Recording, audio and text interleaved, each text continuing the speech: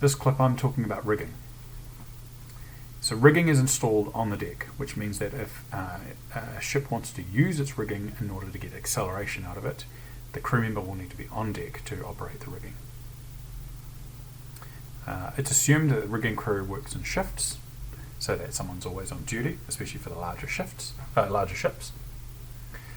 But a ship requires a minimum number of prefabs to be installed with rigging for it to have an effect.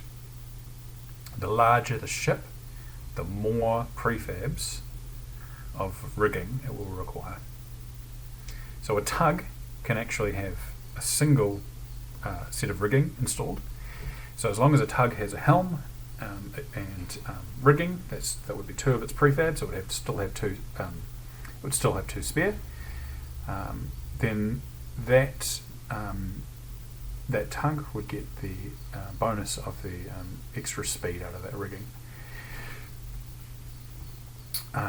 Whereas a preload requires 50 rigging for it to have an effect on its acceleration. Every set of rigging after the first requires a crew member to operate it. So if a tug has its helm and it has the 3 sets of rigging, then it would need 2 crew members on deck to operate it. That would be the helmsman and 2 crew members.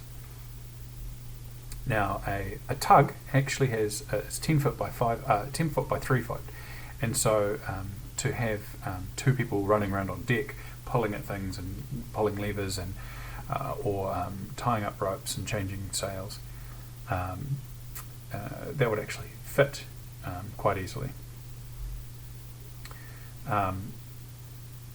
The crewmate that's assigned to the rigging is the second mate.